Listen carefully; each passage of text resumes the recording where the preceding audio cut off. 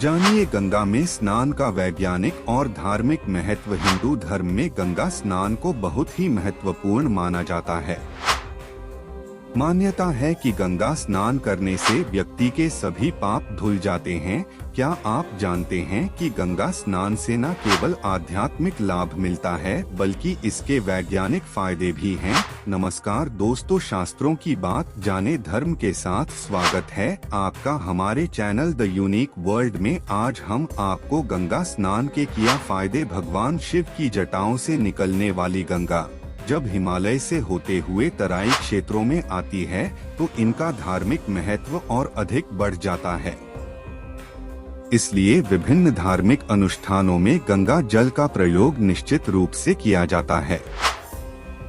मान्यता है कि जो लोग गंगा में स्नान करते हैं उन्हें सभी पापों से मुक्ति मिल जाती है और मृत्यु के उपरांत मोक्ष की प्राप्ति होती है। लेकिन क्या आप जानते हैं कि गंगा में स्नान करने का आध्यात्मिक के साथ साथ वैज्ञानिक महत्व भी है। कई शोधकर्ताओं ने इस बात की पुष्टि भी की है। आइए जानते हैं क्या है गंगा में स्नान का आध्यात्मिक वैज्ञानिक महत्व और मां गंगा के जन्म की पौराणिक कथा। गंगाजल से जुड़े वैज्ञानिक तथ्य।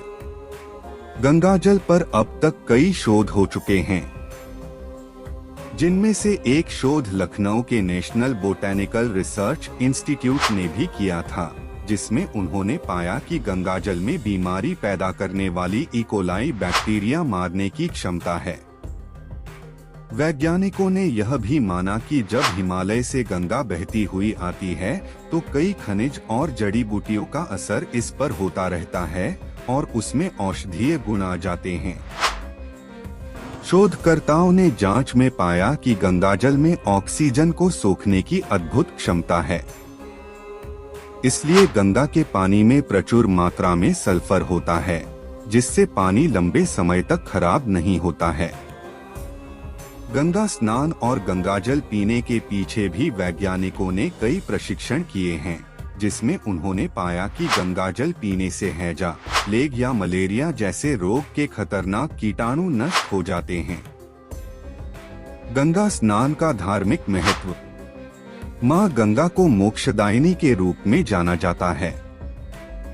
ऐसा इसलिए क्योंकि पौराणिक काल से यह मान्यता है कि गंगा में स्नान करने से सभी पापों का नाश हो जाता है और अनंत पुण्य की प्राप्ति होती है।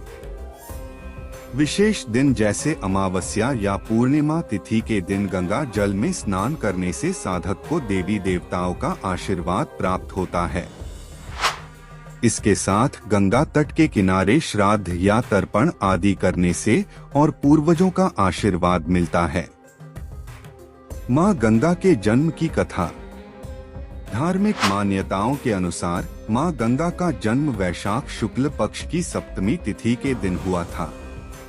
वेद एवं पुराणों में मां गंगा के जन्म से जुड़ी कई कथाएं प्रचलित हैं।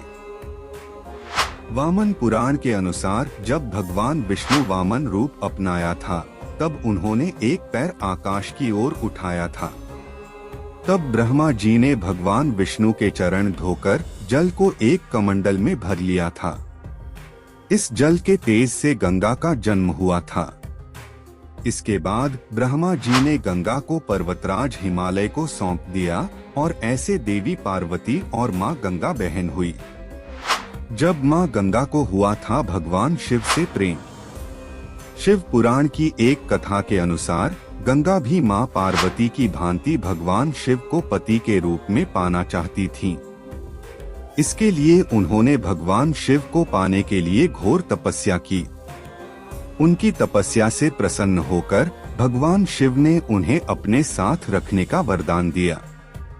वरदान के कारण जब मां गंगा धरती पर अपने पूरे वेग के साथ आई तो जल प्रलय आ गया। इस प्रलय से बचाने के लिए भगवान शिव ने उन्हें अपनी जटाओं में समाहित कर लिया और तब से गंगा भगवान शिव की जटाओं से प्रवाहित हो रही हैं। दोस्तों, वीडियो कैसा लगा यार अभी कमेंट में बताएं और ये वीडियो अपने दोस्तों को जरूर शेयर करें। वीडियो देखने के लिए धन्यवाद।